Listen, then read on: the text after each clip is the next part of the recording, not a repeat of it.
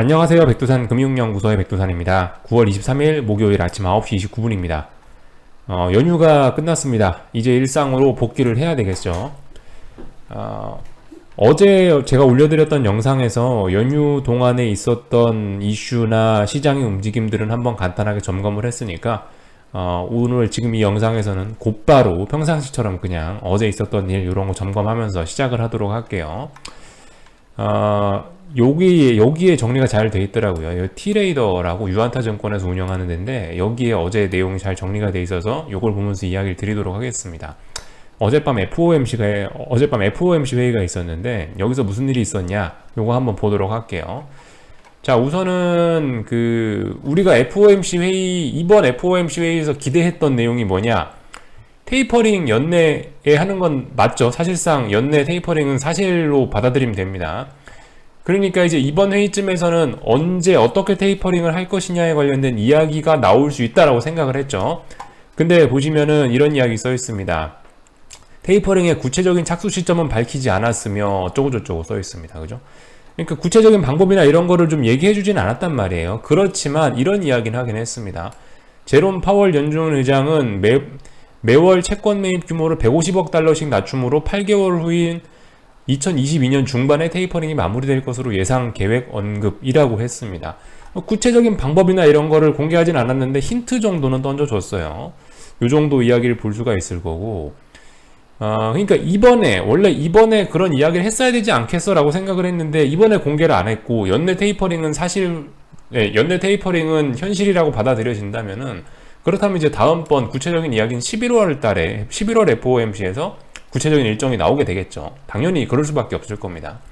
요런 이야기 정도가 일단 나와 있습니다. 또 그리고 제가 어제 올린 영상에서 이제 금리 인상 스케줄을 이제 우리가 좀 봐야 된다라는 이야기를 했는데, 점도표에서 금리 인상 예정 시점이 조금 앞당겨졌어요. 요런 점을 우리가 좀 봐야 되겠습니다. 저의 생각은 그랬어요. 사실 FOMC 회의를 앞두고 시장 분위기가 그렇게 우호적이진 않았거든요. 예를 들면은 헝다 이슈가 터졌고 미국의 부채 한도 협상 이런 이슈가 발목을 잡고 있기 때문에 분위기가 또 좋지 않았지 않습니까? 또 그리고 뭐 미국 경기 둔화 우려 이런 이야기들도 나오고 그랬었기 때문에 그런 점들 때문에 긴축적인 이야기가 좀 어렵지 않겠냐라고 생각을 했는데, 근데 보시다시피 점도표에서는 어제 금리 인상 시점이 오히려 좀 앞당겨지는 이런 이야기를 하긴 했습니다. 자, 그래서 전반적인 내용을 이렇게 살펴보면은 전반적으로 일단 조금 긴축적으로 가긴 간 것 같다라는 생각이 듭니다. 사실 어떤 면에서 긴축적이라는 이야기를 지금 드린 거냐면은, 파월 의장이 매입 규모를 150억 달러씩 낮춤으로 8개월 후인 2022년 중반에 테이퍼링이 마무리될 것으로 예상을 했다고 했잖아요. 이 부분이 조금 긴축적이라고 생각을 할 수 있는 부분입니다. 그러니까 좀 테이퍼링이 생각보다 그러니까 수도꼭지를 잠그는 속도가 조금 빨라졌다라는 정도의 느낌을 받을 수 있을 것 같고요. 그리고 또 하나 긴축적이라고 이야기하는 거는, 어떠한 이런 FOMC 직전에 뭐 다양한 악재들이나 불확실성에도 불구하고 연준 위원들이 내년에 금리를 올려야 한다고 주장을 했다고 했잖아요. 생각을 바꾼 거예요. 전에는 금리 인상 좀 천천히 해야겠다라고 했는데 이거를 앞당겼다라는 얘기죠. 그러니까 지금 제가 이제 긴축적이라는 이야기를 드리긴 드렸습니다. 그러니까 전반적으로 좀 매파적이었어요. 그런데 일단 주식시장의 반응은 굉장히 일단 뜨거웠습니다. 미국 주식시장의 반응은 굉장히 뜨거웠죠. 주식시장 이야기는 또 조금만 이따가 하고요. 점도표를 잘 보자라는 이야기를 드리면서 어제 올린 영상에서 우리 점도표 한번 살펴보고 가자라는 이야기를 드렸었거든요. 살펴봐야 되겠죠. 점도표를 이렇게 몇 개 띄워놨어요. 2021년 3월 달에 FOMC 위원들이 예상을 했던 점도표고요. 잘 안 보이시겠지만 여기가 22년, 23년입니다. 이렇게 숫자를 보시면 될 것 같고요.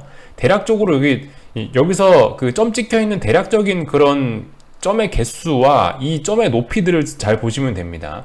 이게 3월 달이었고요. 6월 달부터 갑자기 긴축 우려 이런 게 나오면서 달러가 치솟았기 시작했거든요. 6월 달에 무슨 일이 있었냐? 자, 여기 3월 달에 있는 그림 요거하고 6월 달에 있는 요 그림을 비교해 보시면 갑자기 이 점들이 위쪽으로 좀 말려 올라갔습니다. 점들이 좀 위쪽으로 좀 많이 찍혔죠? 이런 점 때문에 기준금리 인상이 빨리 될 수 있구나라는 이런 것 때문에 6월 달부터 긴축 우려가 확 나온 거거든요. 근데 가만히 보시면은 어젯밤 같은 경우는 이런 점들이 더욱더 공격적으로 좀 위쪽으로 좀 많이 올라가고 좀 앞당겨졌습니다. 자, 이게 이제 어젯밤에 나온 건데요. 이 자세한 점의 개수는 여러분들이 이제 직접 한번 이 동영상 일시정지 해놓으시고 세 보시고요. 점들이 조금 더 위쪽으로 올라간 점들이 좀 더 개수가 많아졌습니다. 그런 점들을 보실 수가 있을 거예요. 그래서 이런 걸 보면서 저는 일단 긴축적이라고 이야기를 했다라는 거. 그래서 많은 위원들이 내년이죠. 내년쯤에 이제 기준금리 1회 정도의 인상을 기대하고 있는 것 같다. 요런 내용을 지금 점도표를 통해서 그 점도표를 통해서 지금 볼 수가 있는 거예요. 그래서 일단 우리 이제 생각보다 기준금리 인상이 빨리 될 수 있다라는 생각도 하긴 해야 됩니다. 그리고 참 제가 긴축적이라고 이야기를 한 게 아무튼간 그 테이퍼링을 끝내고 나서 금리 인상하겠다라는 이야기를 누차 강조를 하고 있거든요. 연준에서요. 그러니까 테이퍼링 일정이 수도꼭지를 빨리 잠그면 수도꼭지 잠그는 속도가 빨라지면 빨라질수록 금리 인상도 빨라질 수 있다라는 생각을 할 수 있거든요. 그러니까 그런 점들 때문에 이거는 분명히 매파적이었다라고 지금 이야기를 드리고 있는 상황입니다. 자, 아무튼 그래서 FOMC 내용은 결론적으로 저는 굉장히 매파적이라고 봤다라는 이야기를 드렸고요. 근데 이제 물론 이제 시장 참가자들이 이제 이런 데에 포커스를 근데 포커스를 좀 다른 쪽에 맞춰 본 것 같긴 해요. 어제 미국 주식시장 같은 경우는 보시면은 테이퍼링의 구체적인 착수 시점은 밝히지 않았으며 말씀드렸잖아요. 그러니까 우리가 어제 FOMC에서 기대했던 거는 연내 테이퍼링을 어떻게 얼마나 할 구체적인 방법에 관해서 제시를 해줄 줄 알았는데 그런 건 제시하지 않았다라고 했잖아요. 그런 걸 제시하지 않았으니까 시장은 어쩌고저쩌고 경기 회복이 늦어지고 헝다에 어쩌고저쩌고 해서 좀 더 지켜보는 방향으로 해석되며 라고 이렇게 써 있잖아요. 그러니까 이런 부분에 포커스를 맞춰갖고 시장은 조금 비둘기적이라고 해석을 한 것 같기도 합니다. 미국 주식시장이 오른 거는 요런 거의 영향이라고 개인적으로 좀 보여져요. 사실상 내용은 누가 봐도 숫자를 살펴보면 매파적인데 이런 부분, 그러니까 시장은 제가 봤을 때 보고 싶은 것만 본 것 같아요. 숫자를 본 것 같지는 않고. 그래서 아무튼 그 구체적인 테이퍼링 일정을 공개하지 않았다는 점에서 어떤 희망을 얻었는지 미국 주식시장은 일단은 어쨌든 좀 많이 올라간 모습이긴 합니다.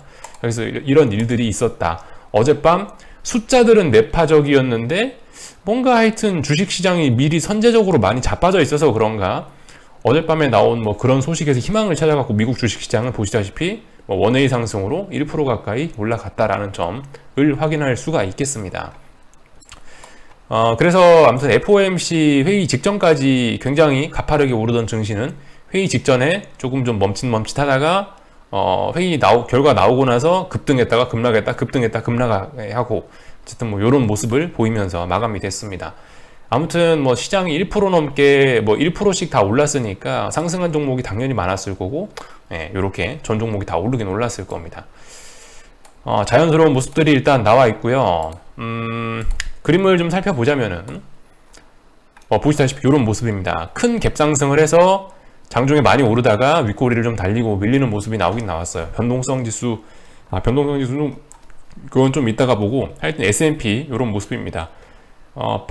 어젯밤에도 말씀을 드리긴 드렸는데 이게 FOMC가 끝났다고 불확실성이 모두 해소가 된 게 아니죠. 지금 진행 중인 이슈가 아시다시피 몇 가지가 있긴 있어요. 솔직히 헝다는 저는 별로 신경이 안 쓰이니까 헝다는 일단 무시할게요. 헝다 이슈 때문에 미국 주식시장이 자빠진다면은 그거는 오히려 반등을 위한, 오히려 그건 더 큰 상승을 위한 조정의 재료라고 저는 개인적으로 보겠습니다. 일단 그렇게 보고 하여튼 간에 지금 일단 미국 부채 한도 협상 이런 것들이 일단 불확실성으로 좀 남아있긴 하거든요. 그런 점들이 좀 남아는 있어서 상방으로는 어쨌든 조금 제한적일 것이다라는 이야기를 드렸는데 일단은 여기 어디 S&P는 여기 어딘가에서 일단은 저항이 있음을 일단 확인은 한 것 같습니다. 근데 아직 그렇게 뚜렷한 그런 확인은 아니고 아무튼 어젯밤 상승 같은 경우는 일단은 하락 중 반등에 불과한 그림이긴 합니다. 어디가 지금 무거운 저항일까요? 여기 부근이 무거운 저항이겠죠. 여기 부근이요. 여기 부근이 지금 몇 거래일 동안 지켰던 자리인데 이걸 붕괴시키면서 아래로 쏟아진 거니까 결과적으로 여기 어딘가가 아주 중요한 무거운 저항이 될 겁니다. 미국 주식시장 대응은 어떻게 하는 게 좋을까요? 반등시 매도, 그죠? 반등시 매도. 일단은 뭐 조금 좀 이렇게 이야기하면 조금 좀 무리가 있을 수 있지만 어쨌든 뭐 이런 식으로 진행될 거다라는 생각하에, 가정하에 반등시 매도 전략 충분히 가능한 자리라고 봅니다. 근데 어쨌든 말씀드렸다시피 미국 주식시장은 엄청나게 강하기 때문에 이 좀 조심해서 확인해야 되겠죠. 이 충분한 반등을 기다리는 게 좋을 것 같습니다. 아니면 이제 뭐 어딘가에서 꺾이는 걸 확인하거나 그 다음에 들어가는 게 좋을 것 같아요. 아무튼 좀 아직까지는 이 반등을 좀 더 할 수도 있는 그런 그림으로 보이니까 일단 조금 더 기다렸다 진입해 보시는 게 어떨까라는 생각이고요. 나스닥도 뭐 그림이 그렇게 크게 다르지는 않습니다. 나스닥은 대략적으로 여기 어딘가가 일단 중요한 어떤 저항이 되겠죠. 비슷합니다. S&P나 나스닥이나 이런 모습이고, 나스닥 같은 경우는 직전 저점을 붕괴시키진 않았어요. 일단 저점은 조금 높아지고 있습니다. S&P보다 그림은 조금 더 좋긴 한데요. 아무튼 얘도 일단 근데 한번 반등시 매도 전략 한번 해보는 게 나쁘지는 않을 것 같아요. 이 하락이 완전히 끝났다라고 아직 장담할 수는 없거든요. 그죠? 이 하락 중에 반등이 이어지고 있구나라고 일단 그렇게 보시고 접근하는 게 나쁘지 않을 것 같습니다. 그래서 아무튼 얘도 어쨌든 충분히 좀 기다렸다가, 아니면은 잘 자신이 없으면은 충분히 분할 매수로 접근하는 게 좋겠죠. 분할도 막 오늘 밤부터 무조건 하루에 얼마씩 매수, 이게 아니고 뭐 예를 들면 이 정도 가격대에서 얼마를 사고 그 다음에 좀 지켜보다가 이 정도 가격대야 뭐 최소한 이까지 올라온다, 그러면 여기서는 이제 좀 많이 사거나, 많이 샀다가 이제 좀 지켜보거나, 여기서 만약에 한 번 더 올라와서 이까지 올라왔다, 그럼 여기서 또 엄청나게 많이 잡고 기다리거나, 이런 식으로 어떤 각 레벨대에서 한 번씩 이렇게 딱딱딱 던져보는 게 가장 좋지 않을까.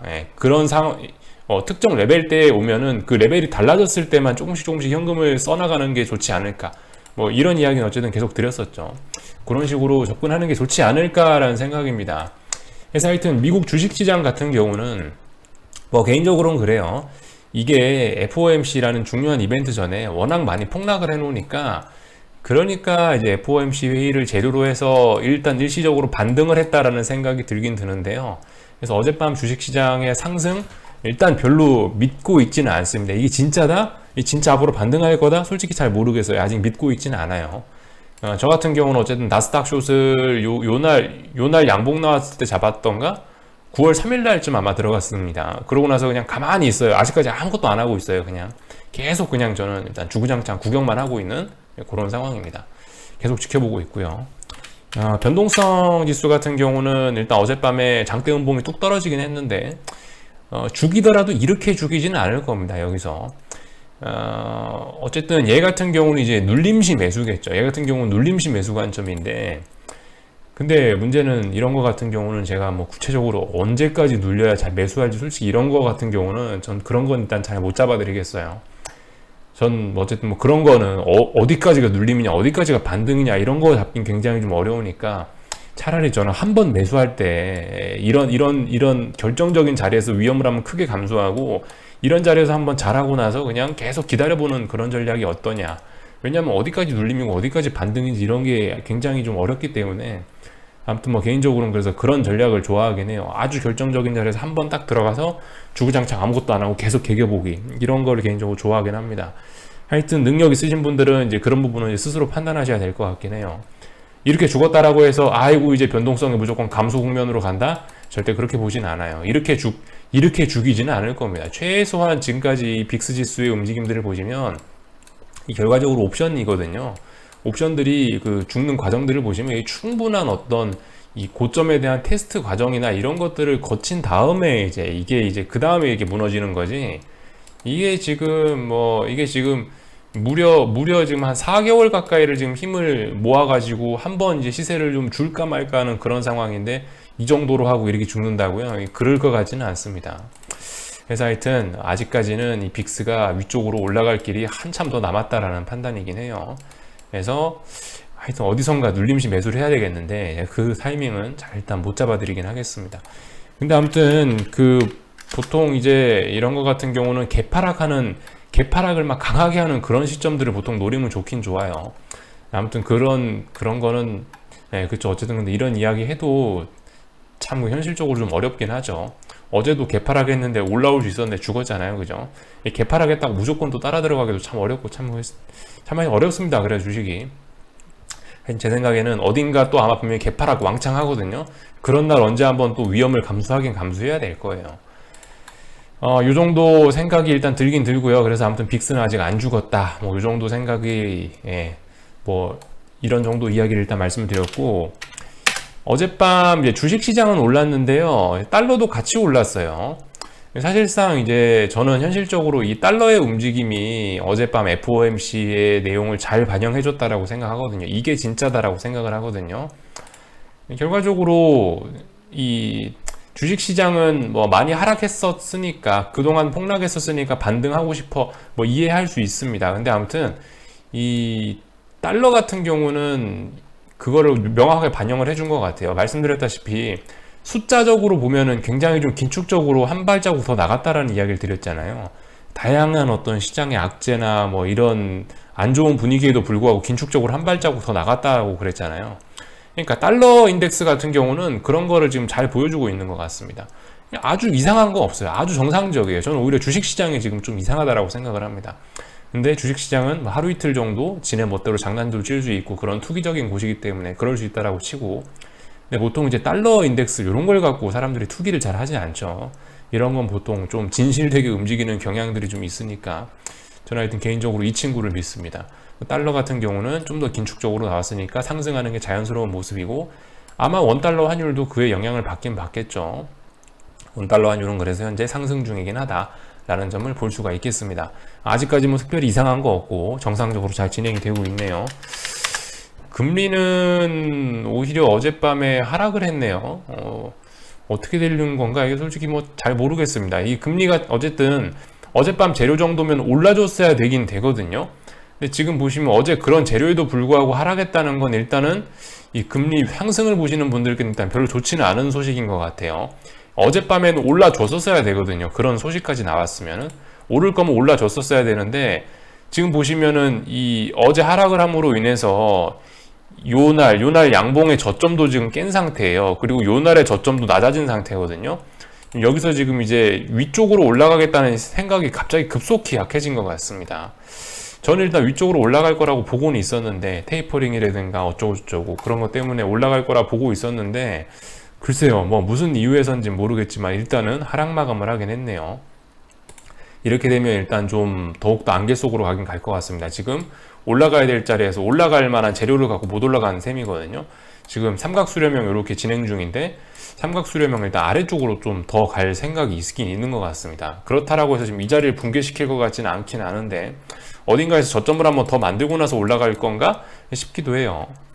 이게 그러니까 어젯밤에 테이퍼링 일정이 다 공개가 되고 이런 모습이 나왔으면은, 구체적인 테이퍼링 시점이나 방법을 언급을 해줬으면은 올라갈 수 있지 않았나 싶었는데, 이게 이렇게 나온 게 그러니까 어제 그런 걸 공개를 안 해줘서 이런 모습이 나온 게 아닌가라는 추측을 좀 해보긴 합니다. 그래서 하여튼 뭐 이런 모습 정도가 보였습니다. 뭐 긴축적이다라고 하면은 일단 뭐 미국 주식시장은 좋을 수 있다라는 생각이에요. 미국 주식시장은 뭐 좋아도 인정.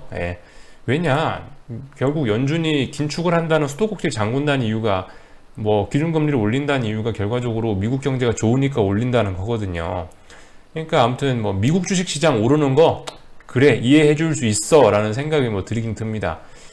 물론 지금 이 3월 달부터 이어진 이 엄청난 폭등이, 이게 솔직히 정상적인 상승은 아니고 좀 비정상적인 급등에 가까운 그런 모습이라고 보고 있어서, 이 주식시장이 너무 이 밸류적인 부담감이 너무 커서, 가격 부담이 너무 커서, 전 솔직히 어떤 그 긴축에 대한 우려가 좀, 긴축에 대한 우려가 좀 시장에 좀 반영이 돼야 된다라고 보긴 보는데요. 근데 아무튼 그 연준에서 뭐 경기가 좋으니까 뭐 주식시장이 반등했다 이렇게 이야기하면 솔직히 할 말은 없어요. 할 말은 없어. 아무튼 미국 주식시장은 오를 수 있어요. 긴축이 어쩌고저쩌고 해도 더 가파르게 오를 수도 있습니다. 다만 근데 아무튼 신흥국이나, 그러니까 신흥국이라는 건 뭐 중국이나 한국이나 미국을 제외한 다른 나라들은, 전 세계 미국을 제외한 다른 세계는 미국 경제가 좋아진다는데 왜 니네가 올라? 라고 이야기할 수 있어요. 충분히. 그러니까 이 미국 경제가 좋아지는 거지. 미국 경제가 좋아진다고 꼭 한국이 좋아져? 물론 한국이 좋아질 수도 있는데 꼭 그렇지는 않다라는 거.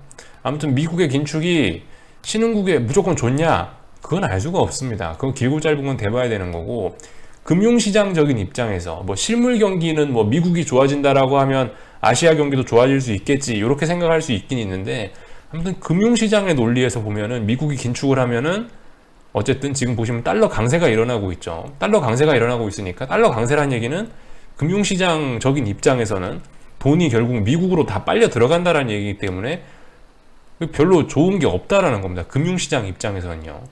뭐 실물 경제는 좋아질 수 있다라고 백보 양보해갖고 뭐 그럴 수 있다라고 치는데, 금융시장 투자자들은 신흥국 특히 좀 주의해야 되지 않겠냐, 긴축이란 이야기가 나오면요. 어쨌든 뭐 그런 이야기, 요 정도 이야기를 좀 드리도록 하겠습니다.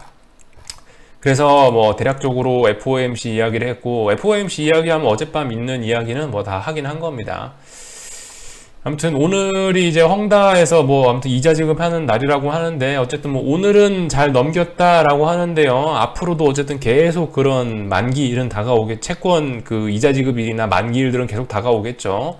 앞으로 계속 위기가 아무튼 뭐 산적해 있습니다. 그런 점들 좀 주목을 하긴 해야 될 것 같고, 한국 주식시장 제가 말씀드렸다시피 풋대박 엄청난 걸 기대하면 안 된다라는 이야기를 드리긴 드렸는데, 일단은 아직까지는 그런 엄청난 그런 일들은 일어나고 있지는 않긴 해요. 여러분들 이거 한번 보시는 게 좋을 것 같은데, 연휴 동안에 어떤 움직임들이 있었냐. 연휴 동안에 사실 이제 우리 입장에서 살펴보면은 와, 미국 엄청 빠졌네, 뭐 중국 엄청 빠졌네 할 수 있어요. 근데 사실 어제 상승으로 인해서 가만히 이게 살펴보면은 꼴랑 그렇게 난리를 부렸다 해도 결과적으로 미국 S&P 뭐 나스닥 해봐야 1%가 안 빠졌어요. 1%가 안 빠졌어. 니케이 2% 빠진 거는 한국하고 별 상관없는 것 같으니까 제끼고요. 오히려 유럽은 상승 마감도 했다고 하네요. 그죠? 연휴 기간에. 이런 점들 생각해 보시면 대략적으로 오늘 막 코스피 엄청난 막 그런 일이 일어나고, 그죠? 그런 거는 좀 기대하기 어렵다는 거를 좀 아실 수가 있을 것 같습니다. 이런 식으로 비교해 보시면 될 것 같아요. 연휴 동안에 그렇게 난리를 부렸지만 빠진 건 정작 얼마 없다라는 거. 그래서 아무튼 한국 같은 경우 지금 보시면 개파락 출발해서 선물이 0.74% 개파락 출발했으니까, 대략적으로 개파락 한 방에 연휴 기간 동안에 뭐 미국이나 뭐 전 세계의 움직임에 대략적으로 그냥 그 발맞춰서 움직여줬다라고 일단 보시면 되긴 될 것 같아요. 일단 갭 한 방으로 다 반영은 하긴 했는데, 이제 본격적으로 싸워야 되겠죠. 이제 본격적으로 뭐 헝다가 어쩌고 저쩌고 미국의 긴축이 어쩌고 저쩌고 했으니까, 이제 여기서 개파락한 데서 더 빠지냐 말 거냐 뭐 이런 점들을 이제 오늘 하루 종일 놓고 싸울 것 같기는 합니다. 지금 제가 말씀드렸다시피 일단 407.5 뭐 대략적으로 요 자리에 지지력이 있다라는 이야기를 드렸는데요. 일단 뭐 400 가기 전에 일단 407 여기부터 일단 어떻게 해야 400을 가는 거예요. 그러니까 일단 지금 한국 주식시장은 아주 정상적으로 싸워야 될 자리에서 다 싸우고 있고, 뭐 특별히 이상한 움직임은 없습니다. 연휴 동안에 안 좋은 일이 있었으니까 개파락 출발한 거 자연스러운 일이고, 또 그리고 오늘 방금 제가 녹화하는 와중에 이 윗꼬리가 길게 달렸었는데, 개파락했던 거 갭을 일단 메워준 것까지도 일단 뭐 숏 포지션에 그다지 나쁘지는 않은 흐름인 것 같고요. 일단 갭은 없어졌다라고 일단 거의 그렇게 봐도 될 것 같긴 하고, 이제는 이제 정면 승부겠죠. 407 여기 직전 저점 부근에서 어떻게 할 거냐. 이제 오늘 지금 현재 정면 상승 세력과 하락 세력의 아주 치열한 싸움이 지금 또 벌어지고 있는 그런 구간이라고 보여집니다. 그러니까 여기서 어떻게 해서 이 지지력이 훼손이 돼야 400을 가는 거고, 또 400 부근에서 싸워야 아래로 또 가는 거고, 또 그런 거겠죠. 자, 아무튼 지금 계속 말씀드렸다시피 굉장히 밀도가 빽빽한 공간에서 움직이고 있기 때문에 이게 매번 싸워야 돼요. 뭐 미국이 어떻게 됐다라고 해서 한국이 반드시 어떻게 되지 않는다. 그러니까 우리 이런 구간에서 연휴가 지났고 뭐 FOMC고 뭐고 이슈가 나왔지만 한국 시장의 대응은 어떻게 해야 된다? 그냥 아무것도 안 하자라는 게 제일 좋지 않을까 싶습니다. 여러분들 이미 현금을 어느 정도 쓰셨다라는 가정하에 이제 여러분들 남은 현금은 아껴 써야 될 거 아니에요. 그러니까 차라리 뭐 400이 붕괴되거나 아니면 뭐 420을 넘어가거나 뭐 이랬을 때 이제 그 남은 현금을 쓰는 게 좋을 것 같지, 아직까지는 좀 일단 그냥 아무것도 안 하고 지켜보는 게 어떻겠냐, 이런 이야기를 좀 드리고 싶습니다. 아무튼 코스피 지금 현재 연휴 동안에 있었던 일들을 한 번에 잘 반영하고 있긴 합니다. 변동성 지수도 적당히 올라가갖고 박스권 상단 정도 자리에서 놀고 있고, 원달러 환율이 많이 치솟았죠. 원달러 환율이 치솟아가지고 보시다시피 여기 있는 이 직전 고점을 한 번에 일단 돌파 한착 예, 한 번에 여기가 대략적으로 1180원이었던 중요한 직전 고점 저항이었는데 한 번에 갭상승으로 넘어가 갖고 지금 시세를 잘 보여주고 있습니다. 특별히 이상한 거 없고요. 잘 가고 있어요. 숏 포지션 보시는 분들 입장에서는 어쨌든 그냥 맘 편하게 지켜보면 될 것 같긴 합니다. 계속 환율이 저러니까요. 우리는 환율 믿고 가면 될 것 같긴 하고. 아무튼 뭐 계속 그냥 차분하게 지켜보시면 될 것 같습니다. 뭐 지금 어떻게 된다? 잘 모르겠어요. 일단 오늘도 407 부근에 싸울 건데 407 깰지 안 깰지도 몰라요. 407 지킬 수도 있는 거고 407 깰 수도 있는 거고. 하여튼 뭐 우리는 그냥 지켜볼 수밖에 없는 뭐 그런 상황입니다.